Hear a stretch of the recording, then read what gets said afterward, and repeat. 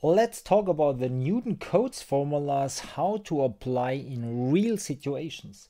In the last video, we talked about polynomials, but polynomials are not the type of functions we need numerics. We need numerics for other functions than polynomials, but we construct our formulas to be exact for polynomials in the hope that then it will also be exact or close to exact for functions which are non-polynomial. So how to applicate in the non-polynomial case? It's not difficult at all. There's a function, there's an integration interval, and we want to get an approximate value.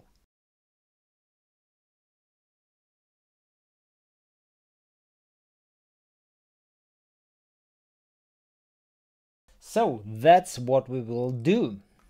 So here is that theorem in my script, and here we have an extra information I did not write on the paper. We have an error which depends on the nth plus 1th derivative of f, if f is differentiable that many times. But for the moment this is detailed information, and for the moment we will not care about that. So let's apply. Let's have the following example.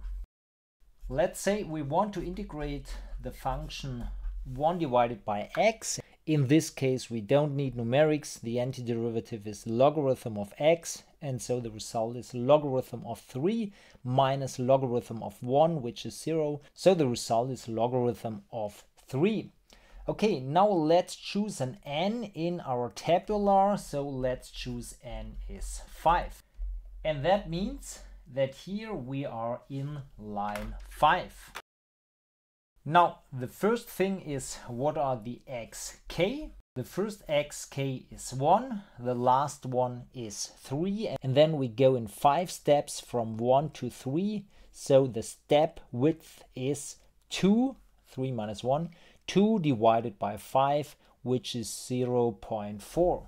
So 1, 1.4, 1.8, 2.2, 2.6, and 3.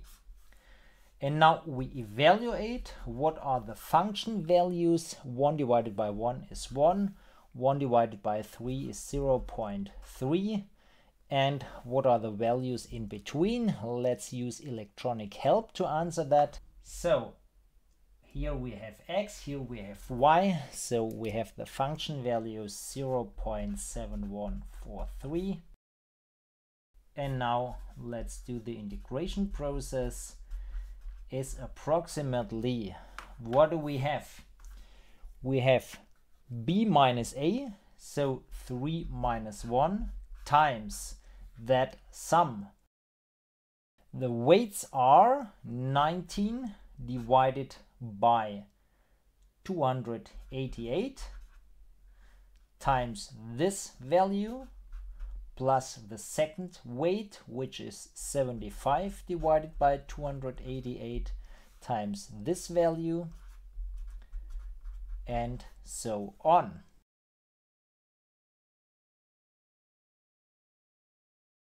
And using electronic help, we get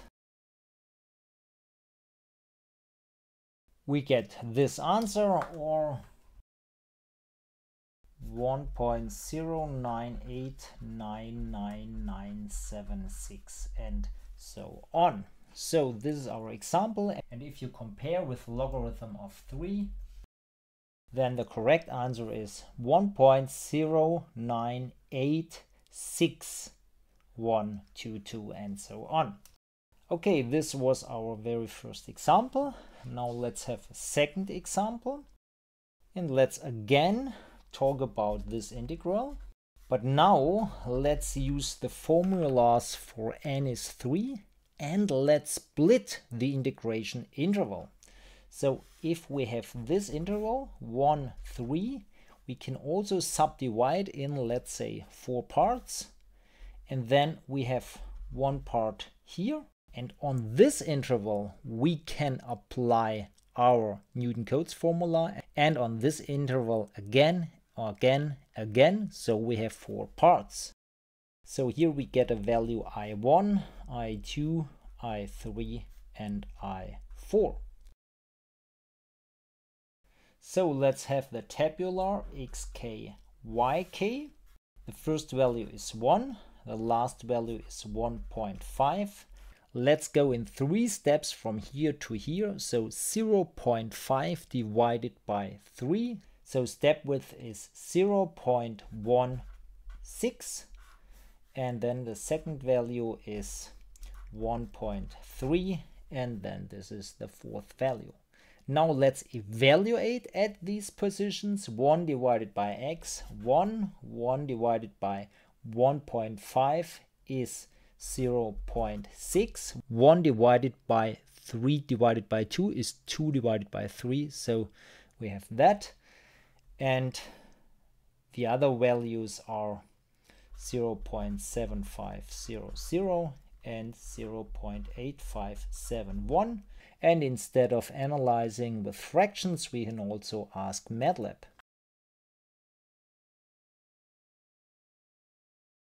So here we have these function values, and then we can apply our formula. Now we need this line, line 31331 divided by 8.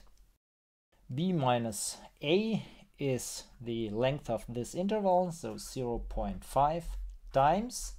Then this sum, 1 divided by 8 times this function value plus 3 divided by 8 times that, plus 3 divided by 8 times that, plus 1 divided by 8 times that. And what do we get? Let's ask Octave. And we get 0.4055. Now we have one of these 4 parts, so there's plenty of work to do.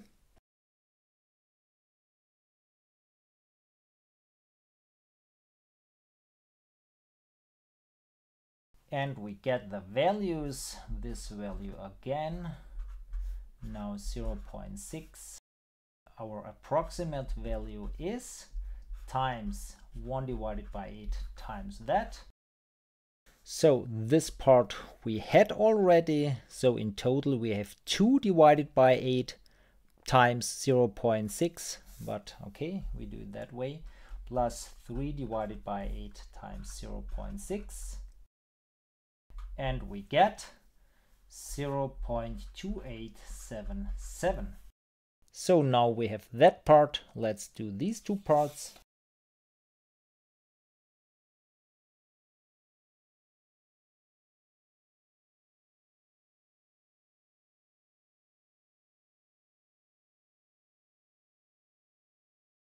So this one we had already here. So again, 2 divided by 8 times that function value. But okay, we do it that way and we get the value 0.2231. Then the fourth part.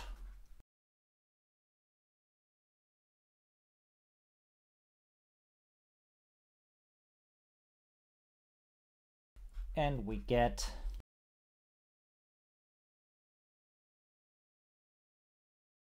0.1823. So in total, and we get 1.09866324 and so on. And the correct result is logarithm of 3. So correct value. So this is our example. So this is our second example, and that is the way we normally will apply Newton-Cotes. We did that already for the trapezoidal rule, for the Simpson rule. We split the interval in several parts, and then we add up the result of each part. So this was an example, okay, to understand how Newton-Cotes works, and this is the realistic example. But doing that by hand, it's a lot of writing, so it's not much fun to do that. but okay, for being realistic, we should do that example. Okay, that's all. That's our video about how to apply the Newton-Cotes formulas.